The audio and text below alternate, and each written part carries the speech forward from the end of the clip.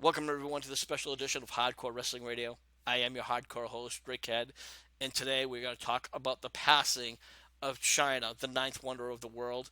And with me, he's a classic wrestling manager, Joseph Knight. Joe, how are we doing? Uh, what a month we've had. Losing Balls Mahoney, and now we lost China. Heaven is looking pretty good right now.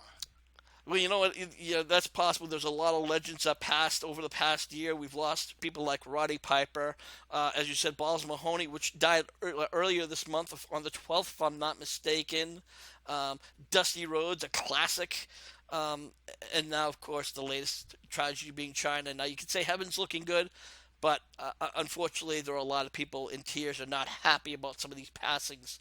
Now, China was the probably a pioneer of the female wrestling, and whether despite her recent past, she set the tone that any female wrestler should hit. Only a female wrestler to be. She was the first to be in the Royal Rumble, and she's the only wrestler to hold not one but two intercontinental title reigns, something that no other female wrestler has done in history. Absolutely. It's something that no one throughout history has ever done. And no one's ever got that push to do that. You will never see a diva slash woman wrestler today do that. So she was very unique. She was part of a famous group in DX. She was a founder there, and she was part of the Attitude Era. She was really a unique individual. I mean, there's been big women, muscular women, but China was above all of them all. And I got to go on a little rant here, Rick. You know, with her passing, but prior to her passing, we've seen her videos where she's begged, she's pleaded to come back to the WWE to be part of the Hall of Fame. Hell, even a Royal Rumble appearance, and she was denied that. And I look at it; it was a personal issue between Stephanie and her. If for those who don't know, Hunter Hearst Helmsley, Triple H, was in a relationship with Chyna when he first entered the WWE, and you know, Stephanie got into it between them and kind of swayed pretty much Triple H away, and I wouldn't blame him, you know, but at the same time, while he was dating Stephanie, he was living with China. So it's kind of unique that they did not try to reconcile with her a long time ago and try to. They've done so many DX reunions. It's a shame they didn't do that. And now how ironic that now her passing, Stephanie is the first one to say, "Hey, we're saddened by her passing." Like, that's kind of ironic, if you ask me, Rick. Yeah, a lot of people, including myself, see it as rather transparent because not only did Stephanie, say how much of a passing it was, she was sorely missed. Triple H said similar the same thing, and again, as you mentioned, Triple H and China did have a relationship, and you can understand that it did become a bit sour because some relationships do end on a very bad note. Now, after she left the WWE, she had a short stint in TNA, but she did move on to a pornography career. Now, some people may shun that away. The way I see it is, hey, you got to bring money home, and if that's how you can make good money off it, then so be it. I didn't see her in a darker light. We here at HWR in the past did show a little pot shots in that direction, but it was in good humor. And now I kind of look back and it's kind of a little bit of regret because it wasn't, the fact now that she's passed away certainly is nothing to laugh at. Not at all. And here's another rant from this. You know, obviously she did porn just for the money because she needed that money. And coming from TNA, you have to make porn because they couldn't even pay you enough food stamps to keep you going. You know, but she wasn't the only one. In fact, Sean Waltman, X Pac, was in China's first movie, and Triple H constantly let him back in. We had the Lindy Lohan of professional wrestling, Sunny done Pono, and done far worse in her life, and she's still in the Hall of Fame. You know, Absolutely. you know, it's you know, it's how ironic it all stems from it's a personal issue between China and Stephanie. Well, more Stephanie than China.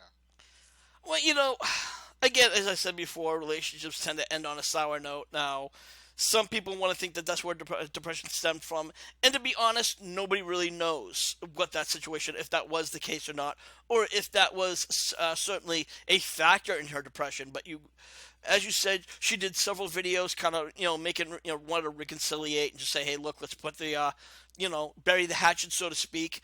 I believe she even approached Triple H during a funeral, if I'm not mistaken. It was Dusty Rhodes' funeral, and I think she walked up to Triple H just trying to talk to him, and there are conflicting reports saying that they kind of hugged each other and said that no hard feelings, and there was other reports saying that she was escorted out of the funeral. Yeah, I kind of sway for the escorted out because that's what happened, and it was because Sean Waltman didn't want her there. And again, look how these guys are. They click. We've seen Shawn Michaels backstab people. Now we see Triple H backstab people, and Sean Waltman. You know, he's no golden haired angel. He's done far things, and like I said before, he was in China's first movie, and for him to have something against her, and in fact, this is something that people don't know. Him and Chyna had a relationship. So, but we're not going to continue to sour, her memory because again, she was a unique individual. She's done a lot of things in the business, in the wrestling business, and it's just sad to see her pass. Absolutely. And now, again, I have to go back because she did have some demons that she was battling with. Depression was one.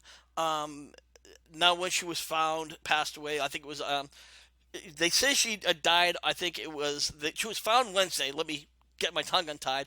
But they believe that she was actually died a couple of days before because friends went to check on her, hadn't heard from her for a couple of days, and that's when she had found passed away. Reports said that there was no kind of suicide report, so whether it was an accidental overdose or she just depression overcame her and she just took her prescription drugs. There was no illegal drugs, and again, we're not trying to shun her. We just unfortunately have to, post the facts, which does suck. Um, so Rick, you know what? At least, when we hear about wrestlers passing, you know, okay, you had Dusty Rhodes pass of old age and whatnot. You know, it's good at least that she didn't die with drugs all over her system. Illegal drugs. Again, I honestly believe that she's probably suffering from depression and probably took too many antidepressants and probably went to sleep, and it got to her. and that's quite possible. I mean, you know, I honestly think that China, you say that pretty much she wanted to get back in the spotlight, but there's so many different roads she could have taken. Why she didn't, I honestly don't know. She actually did spend some time overseas in Asia, coincidentally. I believe she was getting ready to get married to a doctor. For some reason, that didn't follow through. There was no real specifications to why it did or did not happen. For a while, she seemed to really be at peace. And over the past couple of months, as you said during interviews, um, she seemed to be again starting to fall down depression. She even made several accusations that Triple H had abused her, but then recanted. So again, a lot aside from what is seen in the news, you really don't know what happened behind the curtain or behind closed doors, so to speak. You know, exactly. We don't know exactly what we can continue to speculate.